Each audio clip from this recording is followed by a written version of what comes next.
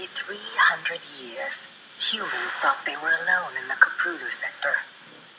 They were wrong. The Zerg emerged, seeking to consume all in their path.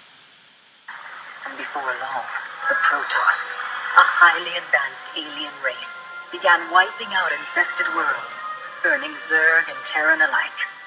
A three-way war, unlike anything humanity had ever faced, erupted almost overnight. All the while, a human civil war raged. Marshal Jim Raynor vowed to oppose the corrupt dictator Arcturus Minsk for the betrayal of the woman he loved, Sarah Kerrigan. Boys, how about that evac? Damn you, Arcturus. Don't do this. It's done. Helmsman, signal the fleet and take us out of orbit. Now. Kerrigan, a loyal operative, was left to die at the hands of the Zerg. But the Zerg had other plans. They transformed her and unleashed her psionic power upon the Prologue sector, searching for their real objective, the Protoss homeworld of Ire. The Protoss were unaware of this danger and slow to respond. Their rulers, the Conclave, had dispatched Executor Artanis to hunt for Tassadar, a commander who had refused to wipe out infested Terran worlds. They crossed paths with a Dark Templar mystic whose kind was considered heretics by the Conclave. Through great effort, Zeratul convinced Tassadar and Artanis that he was not their enemy. Together they rallied more Protoss from both factions against the Zerg. Despite the Conclave's fury, they achieved significant victories against the swarm. But when Zeratul struck down one of the Overmind's cerebrates, his own mind was left vulnerable. From his thoughts, the Overmind gleaned Ire's true location, and the swarm descended upon the Protoss homeworld with all their might and fury. It was Tassadar who kept the Templar from extinction that day.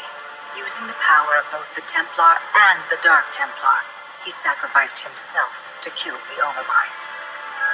Ire was lost, but Artanis led the survivors to the Dark Templar's homeworld of Shakuras. Old prejudices were set aside. The Templar were now in the Dark Templar's debt. Without the Overmind, the swarm fractured. Kerrigan sought control of all the Zerg, even enlisting the aid of old friends and enemies like Raynor, Mengsk, and Zeratul. Once her rule was uncontested, the Queen of Blades betrayed them all. Billions of humans and Protoss were killed. The Zerg stood unchallenged, but to the relief of all, the war seemed to end there. Zeratul suspected the Zerg had fallen under the control of dark forces. He uncovered prophecies stating that an ancient entity, Amon, was attempting to merge Protoss and Zerg lifeforms into an unholy hybrid, and that this evil might already have control of Kerrigan and her power.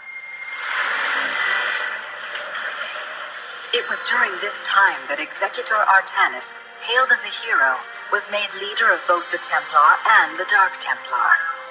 As Hierarch, Artanis united both factions and promised to one day reclaim the glory they had lost on Ire. Raynor had vowed to see Kerrigan dead, but his retaliatory strike failed. Even his rebellion against Mengsk's tyranny proved ineffective against the Dominion's propaganda machine. But with the arrival of old friends and mysterious new allies, Raynor revived his campaign against the Dominion, scoring major victories on multiple fronts.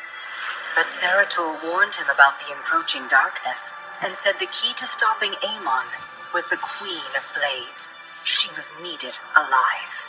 In a daring raid on the Zerg homeworld of Char, armies from the Dominion and Raynor, with help from Arcturus' son Valerian, used an ancient Zelnaga artifact to neutralize Kerrigan's power and free her from Amon's grasp. The Queen of Blades was helpless. The Dominion wanted her dead. Raynor couldn't allow it.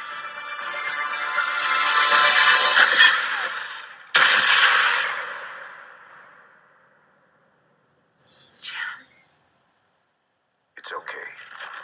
I got you. Valerian Mengsk offered them sanctuary, but his father could not let this opportunity pass. During the raid, Kerrigan and Raynor were separated. Kerrigan escaped, while Raynor... He was briefly interrogated and summarily executed. Kerrigan sought vengeance. She set out to reclaim her position as Queen of Blades. With Zeratul's guidance, Kerrigan gathered the Zerg broods and ruled the swarm once again. Only this time, free. The killing will never stop until Minsk is dead. Kerrigan began dismantling the Dominion's military, one mission at a time. To her surprise, she learned that Raynor was still alive. She charted a course to Korhal, Minx's stronghold. Despite encountering his best troops and traps, she personally ended his life. But there was little time to celebrate. Amon's plans were still unfolding.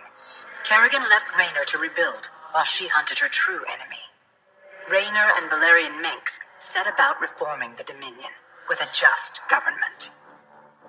With the Zerg and Terrans quelled, Hierarch Artanis saw an opportunity. He declared that the unified Protoss, Templar and Dark Templar alike, would retake Ire. Any dissenting voices went unheard amid the hope for reclamation. Zeratul set off alone, searching for the truth, hoping against hope that the Hierarch was not making a terrible mistake.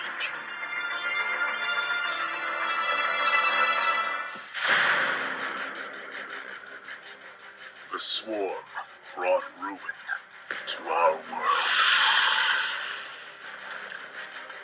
Our proud people became refugees.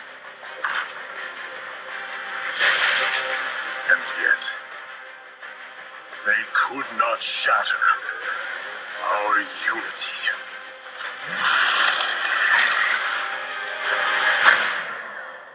For we are bound by the Kala, the sacred union of our every thought and emotion.